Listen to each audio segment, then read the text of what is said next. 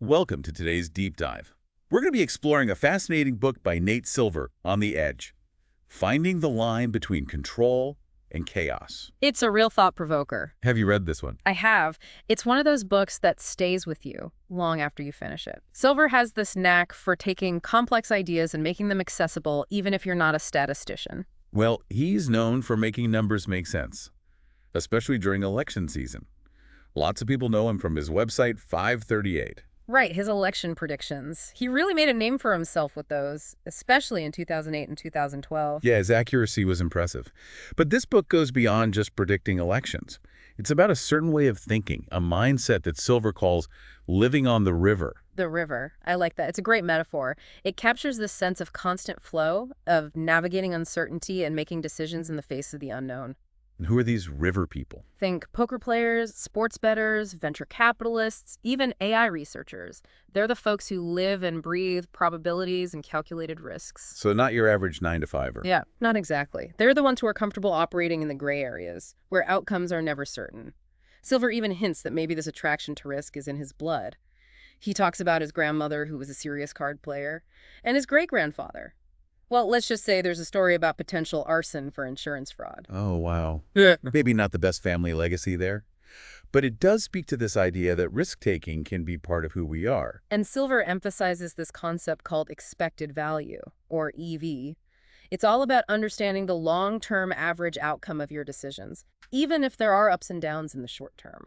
So it's not just about making the right decision in the moment, but considering the big picture, the long game. Precisely. And Silver contrasts this with how most of us tend to think. We're more emotional, less focused on probabilities. We let fear and greed cloud our judgment. Which might explain why people get so upset with election predictions, even when those predictions are based on solid data. Exactly. People get emotionally invested in outcomes, even when those outcomes are inherently uncertain. And that brings us to our first stop on this journey down the river, the world of poker. And that starts with Chapter 1, Optimization, where Silver dives into how technology, specifically computer solvers like PO Solver, have revolutionized the game. It's fascinating how poker has gone from intuition and reading people to cold, hard math and game theory. These solvers have essentially created a new level of analysis. So is there even a place for intuition in poker anymore? Can humans still compete with these machines? Silver argues that these solvers have actually raised the skill ceiling. It's like they've given players a new set of tools to understand the game. He even says that legends like Doyle Brunson, with all their experience and intuition, would likely be crushed by today's players who've mastered these solvers. It's like those old chess grandmasters playing against AI. Experience only gets you so far when the game is fundamentally changed. Exactly. And it makes you wonder if this is happening in other fields, too. Are we seeing human expertise being challenged by algorithms across the board? It's a question worth exploring. Think about finance, medicine, even art. Are we heading towards a future where algorithms are calling all the shots? It's a big question, one that we might want to revisit later. But sticking with poker, what are some other key takeaways from this chapter? Well, Silver asks some pretty thought-provoking questions, like what does the emergence of these solvers tell us about how skill evolves in games of chance? Has the game changed so much that even the pros have to learn it all over again? And the big one, is there any hope for a human to beat a machine at this game anymore? Those are some heavy questions. It makes you think about what it means to be an expert in a world where machines can outperform us in so many areas. And this leads us to Chapter 2, Variance, where Silver shifts the focus to the psychological impact of luck, what poker players call variance. Ah, variance. The bane of every gambler's existence. Even if you're a master strategist, you can still get hit with a bad beat. So even if you're doing everything right, making the most rational decisions, sometimes luck just isn't on your side. Exactly. Silver uses simulations to show how this works. Even when you make decisions based on expected value, sometimes the cards just don't fall your way. And that can be devastating, especially for professional players whose livelihoods depend on winning. So how do you deal with that? How do you stay in the game when you're facing those inevitable downswings? Silver argues that successful poker players are the ones who can handle the emotional roller coaster of variance. They manage their bankrolls effectively and stick to their strategies even when they're feeling the pressure. It's like having the discipline to stick to your investment plan even when the market is crashing around you. Exactly. It's about having the mental fortitude to ride out those inevitable storms. Silver uses the example of Penelope, a fictional high-stakes pro, to show just how wild the swings can be, both financially and emotionally. A fictional character. Why not use a real-life example? I think he's trying to make the story more relatable, less about the specific details of one person's life, and more about the universal experience of dealing with variance.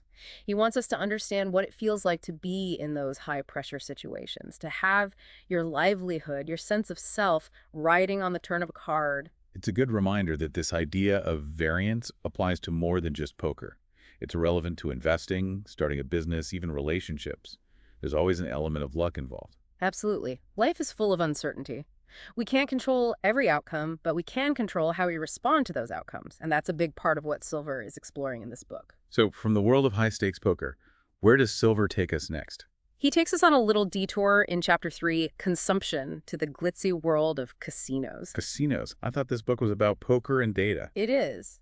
But Silver uses casinos as a case study in how businesses manage risk and maximize profits. He traces the evolution of Las Vegas from a gambling haven to a multi-billion-dollar entertainment industry. It's fascinating to see how they've adapted over time. So it's not just about slot machines and blackjack anymore. Right. Casinos have had to evolve to stay relevant. They've become entertainment hubs with shows, restaurants, shopping. They're catering to a much wider audience now. But they're still in the business of making money, right? How do they do that if people aren't just gambling? Well, that's where things get interesting. Silver dives into the psychology of casino design. Everything from the layout to the lighting is carefully crafted to encourage spending. So it's all about manipulation. Not necessarily. Silver presents it more as a strategic approach to understanding customer behavior. Yeah. He talks about how casinos use algorithms and psychology to nudge people towards spending more. It's like a game of subtle persuasion. It makes you think twice about those free drinks they offer you while you're playing. Nothing's really free, is it? That's a good point. And Silver doesn't shy away from the ethical questions surrounding casino design. Are they taking advantage of people's vulnerabilities? Is it all just a form of exploitation? These are important things to consider. And it's not just casinos. Think about social media platforms, online games, even shopping websites. Are they all designed to be addictive? Are we constantly being manipulated? Those are big questions. And I think Silver wants us to be aware of these tactics, to make conscious choices about how we spend our time and money, to not be so easily swayed by the allure of instant gratification. So from the bright lights and ringing slot machines of Vegas, where does Silver take us next on this river journey? He shifts gears to the more data-driven world of sports betting in Chapter 4, Efficiency. It's a world where information is king, and the ability to analyze data can make the difference between winning and losing. So it's not just about picking your favorite team anymore. Not if you want to win consistently. Silver explores the strategies employed by professional bettors, the ones who make a living from finding those tiny edges and exploiting them. It sounds like a constant battle of wits between the sharps and the bookies. Exactly. And Silver contrasts two main approaches to sports betting. There's the bottom-up approach, where you handicap games based on careful analysis of data. And then there's the top-down approach, which focuses on finding inefficiencies in the betting markets. So you're not even betting on who you think is going to win, you're betting on how other people are betting. Sometimes. It's a bit more complex than that, but essentially it involves finding discrepancies in odds across different sports books and exploiting those discrepancies. That sounds complicated. And risky. It is. But for those who can master it, the rewards can be substantial. Silver even shares his own experiences as a sports bettor, revealing how he found those edges and made some profitable bets. But he also acknowledges the challenges of being a sharp bettor and how sportsbooks are constantly trying to identify and limit successful players. So it's a constant cat and mouse game. The sharps are trying to stay one step ahead of the bookies. Exactly. And it makes you wonder, are there ethical implications to sports betting becoming more mainstream? Is it harmless entertainment or a potential gateway to addiction and financial ruin? Especially now that sports betting is legal in more and more places. It seems like it's everywhere you turn. Ads on TV, pop-ups on your phone. It's hard to escape. It's definitely something to be mindful of. Like any form of gambling, there are risks involved. And Silver wants us to be aware of those risks before we dive in. So from the fast-paced world of sports betting, where do we go next on this river exploration? Silver takes us into the high-stakes world of venture capital in Chapter 5. Scale. It's a world where investors are looking for the next big thing, the companies that can disrupt entire industries and generate exponential returns. It sounds like a world where failure is almost expected. You have to take big risks to achieve those big rewards. That's a big part of it.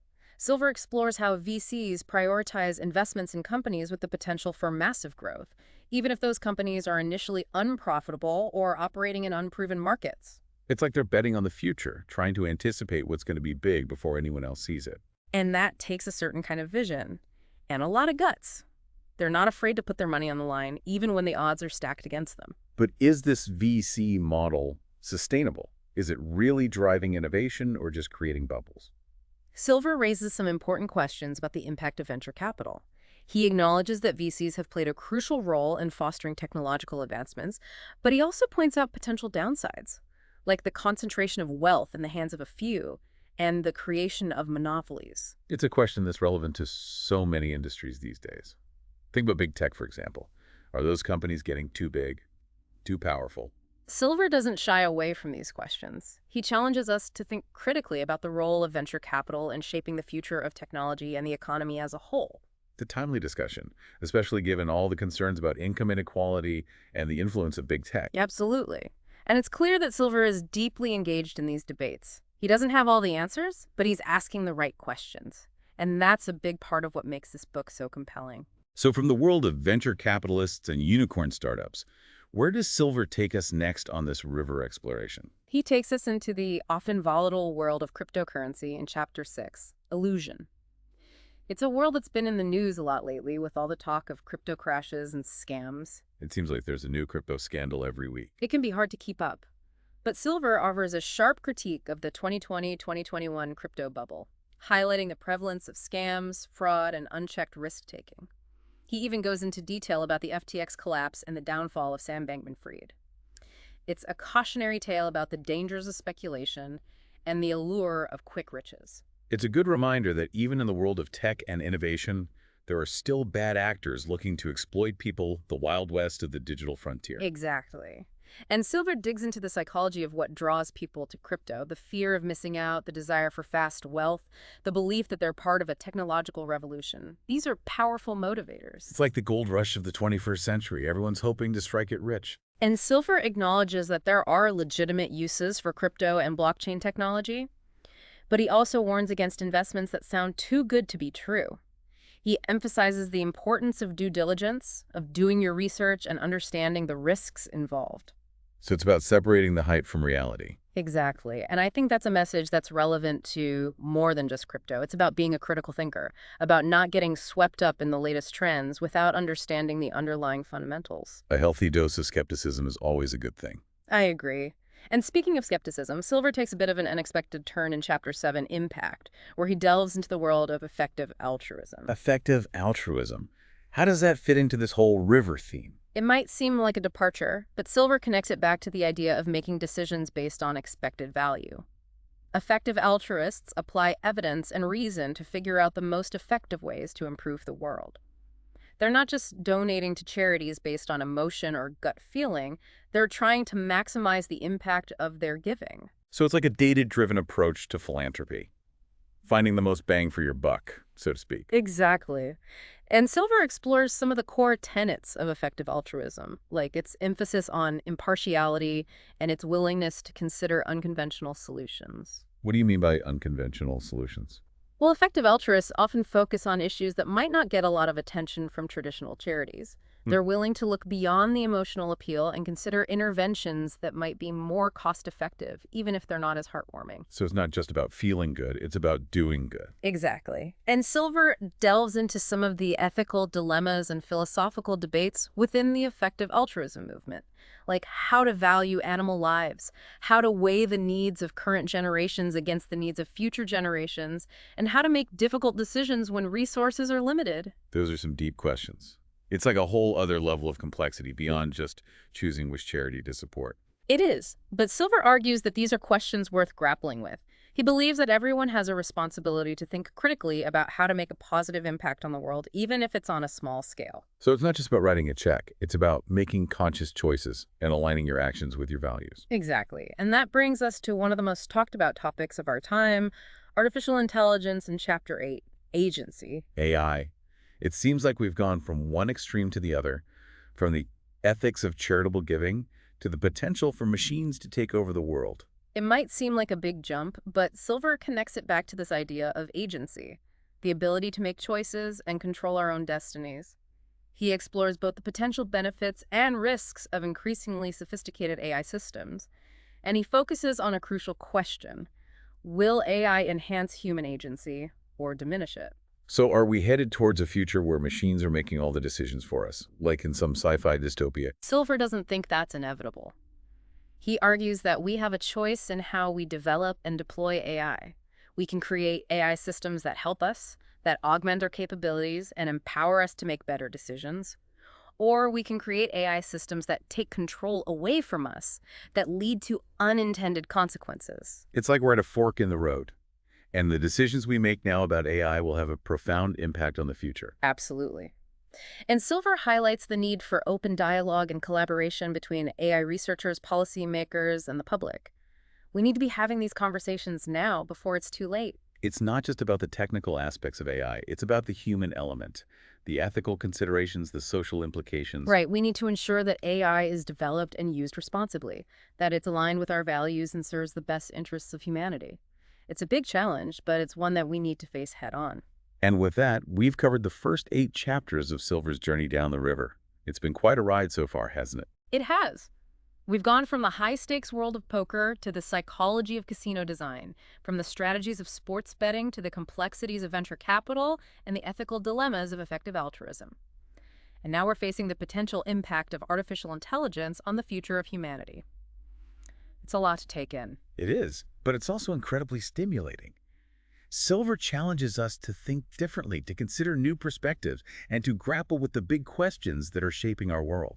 And he's not just offering abstract theories, he's grounding his arguments in real-world examples, data, and his own personal experiences. It makes the book both intellectually engaging and surprisingly relatable. Exactly. And I think that's what makes Silver such a compelling writer. He can take complex topics and make them accessible without dumbing them down. He respects his readers' intelligence while also inviting them to think critically and challenge their own assumptions. Well, Silver's journey doesn't end there. He still has 2 more chapters where he steps back and synthesizes all of these ideas, offering a framework for navigating this complex world and making better decisions. Sounds like the perfect place to pick up next time. We'll delve into Silver's guiding principles for the future, what it really means to live on the edge in a world shaped by technology, risk, and human ingenuity. Stay tuned. We'll be right back. Welcome back to our deep dive into Nate Silver's On the Edge. We've been exploring his idea of the river, this world of poker players, venture capitalists, all these people who are comfortable with risk and uncertainty. And we've seen how technology is changing the game in so many fields. From poker solvers to AI, it's like the rules are constantly being rewritten. Right. And in the last couple chapters, Silver steps back a bit. He tries to make sense of it all, offer a framework for navigating this world that feels increasingly complex and unpredictable. He calls it living on the edge, and he lays out 3 guiding principles for the future: agency, scale, and humility. It sounds like a pretty good recipe for success, honestly. Those are qualities we could all use a bit more of. But let's break it down, starting with agency. What does Silver actually mean by that? He's talking about empowering individuals, giving them real choices, not just the illusion of choice. And those choices have to be informed choices, not just blindly following the crowd or doing what you're told. So it's about thinking for yourself, understanding the risks and rewards, and making decisions that are aligned with your own values. Exactly. And Silver connects this to the rise of AI.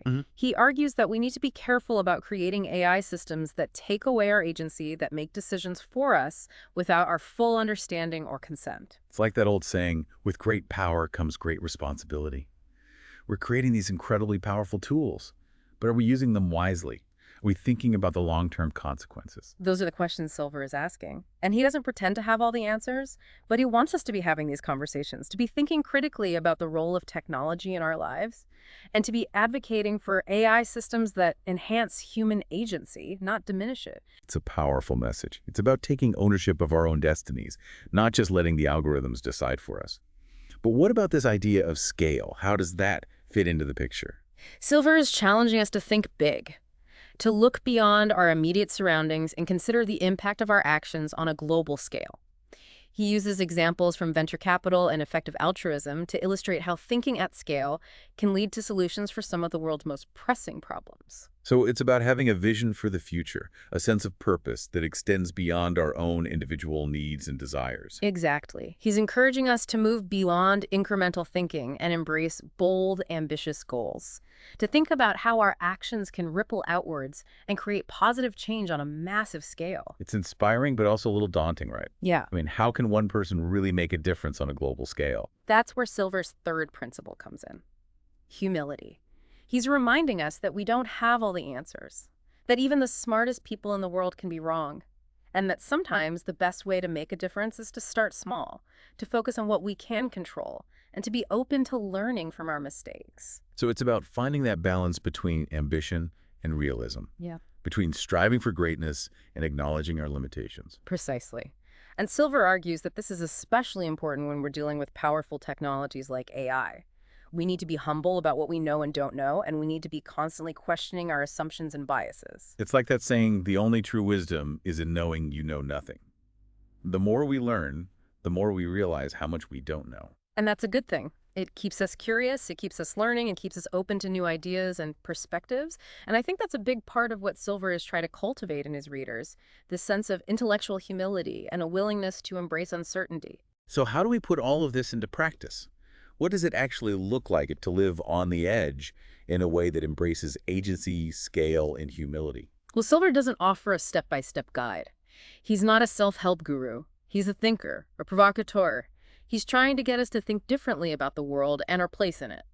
So it's more about cultivating a certain mindset, a way of approaching problems and making decisions. Exactly. It's about thinking in terms of probabilities, not certainties. About weighing evidence objectively, not just going with our gut feelings. About being comfortable with risk and uncertainty, not trying to control every outcome. It sounds like it's about embracing the unknown, about being okay with not having all the answers. And being willing to learn from our mistakes. Silver is a big believer in the power of experimentation, of trying new things, seeing what works, and iterating based on feedback. It's a very data-driven approach to life. It's like the scientific method applied to personal growth.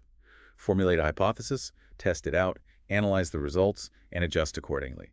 Exactly, and it's a mindset that's applicable to so many areas of life, from our careers to our relationships to our personal development. So it's about constantly learning and growing, about being adaptable and resilient in the face of change.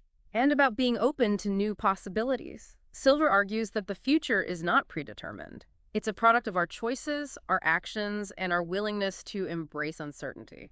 It's a message that's both empowering and a little bit scary, isn't it? I mean, it's exciting to think that we have the power to shape our own destinies, but it's also a lot of responsibility. It is, but I think that's what makes Silver's book so compelling. He's not sugarcoating things. He's being honest about the challenges we face both individually and collectively, but he's also offering a path forward, a way to navigate those challenges with greater awareness, intention, and purpose. So what's the next step? How do we start cultivating this river mindset? Where do we even begin? Silver suggests that it starts with self-awareness, with understanding our own biases and assumptions. We need to be willing to question our own beliefs and be open to learning from others, even those who hold different viewpoints. So it's about being curious, open-minded, and willing to step outside of our comfort zones. Exactly. And it's about being willing to take calculated risks. Silver reminds us that progress often requires us to venture into the unknown, to experiment, to fail, and to learn from those failures. It's about embracing the journey, not just focusing on the destination. And about finding joy in the process. Silver is a big believer in the power of play, of curiosity, of exploring new ideas and challenges just for the fun of it. It's like that quote from Einstein, play is the highest form of research. Exactly. When we're playful, when we're curious, when we're not afraid to fail, that's when we're most likely to make breakthroughs, to discover new insights, and to create something truly meaningful. So it's about finding that balance between taking things seriously and not taking ourselves too seriously. I think that's a great way to put it. And it's a message that resonates throughout Silver's book. He's a serious thinker, but he's also playful, witty, and engaging. He's not afraid to poke fun at himself or to acknowledge his own limitations. And that makes him all the more relatable, doesn't it? It's like he's saying, hey, I'm just a guy who's trying to figure things out just like you. Exactly. And I think that's what makes his work so appealing. He's not preaching from on high. He's inviting us to join him on this journey of exploration and discovery. And what a journey it is. We've covered a lot of ground in this deep dive, from the world of poker to the rise of AI, from the psychology of casinos to the ethics of effective altruism. Silver has taken us on quite a ride. And we're not done yet. In the next part, we'll explore Silver's own personal reflections on living on the river, what he's learned from his own successes and failures, and how this way of thinking has shaped his life and career. Stay tuned. It's going to be a fascinating conversation. Welcome back to our final deep dive into Nate Silver's On the Edge. We've spent a lot of time with the river folks. You know, those poker players, venture capitalists, anyone comfortable with risk and data. Right, and those big guiding principles for navigating this world.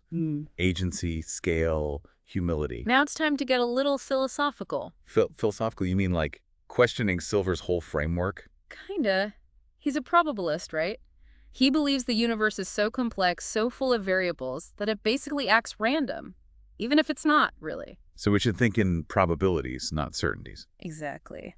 But even Silver says there are limits to this river mindset. Oh, so probabilities aren't always enough. He introduces this idea of the village, a different way of looking at the world. The village, what is that? Think of those institutions where group loyalty matters more than individual thinking. Places that value stability, tradition. Okay, I think I see where you're going. Academia, media, certain political circles, especially those leaning more progressive. Right.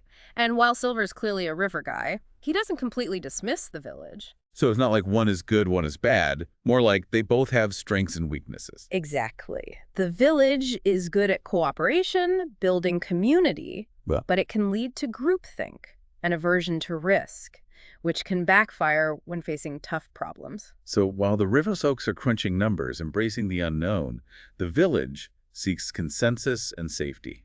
That's a good way to put it. And Silver sees this playing out in our political climate, that clash of worldviews. Is he picking sides? Not really. He thinks both sides could learn from each other. How so? They seem pretty far apart. The river could use more social awareness, building bridges, not just crunching numbers. And the village, they could use some of that data-driven thinking, be more open to challenging their own assumptions. So it's about finding a middle ground, a balance between rational thinking and that human element. Precisely. Silver believes that's the key to solving problems, the best of both worlds. Makes sense. It's like you need the logic of a scientist, but also the empathy of, I don't know, social worker. Yeah, something like that. And this leads to Silver looking back on his own journey. He's honest about how this river mindset has shaped his life. In good ways and bad. It's helped his career, obviously, but he hints that it's maybe affected his personal life. How so? Don't other river people think the same way? He implies that always thinking like a poker player can make relationships tough. It's like he sees the world differently, and not everyone gets that. So there's a price to pay for living on the river. It's not all winning streaks and perfect decisions. Seems like it, but Silver still believes in the river. It's more than just analysis, it's a community. A bit quirky, sure, but full of curious minds, honesty, challenging the status quo. Like a tribe of independent thinkers, always pushing boundaries. Exactly. And Silver ends by challenging us to embrace that river mindset, cultivate agency, scale, humility. Use those tools to build a better future. He reminds us the future isn't set in stone. Our choices matter. And while uncertainty can be scary, it also means we have the power to make a difference. That's actually a really hopeful way to end the book. It's empowering. We're not just along for the ride, we're the ones driving. That's the beauty of Silver's work. He's not giving us easy answers, but a way to approach the world, a set of tools to make better decisions, even when things are messy and uncertain. And that wraps up our deep dive into Nate Silver's On the Edge. What a ride. From poker to AI, casinos to philanthropy, it's been quite an exploration. It really has, full of thought-provoking questions, challenging assumptions, and Silver's unique way of looking at the world. Thanks for joining us on this journey. We hope you enjoyed it. And remember, keep exploring, keep learning, and keep pushing the boundaries of what's possible.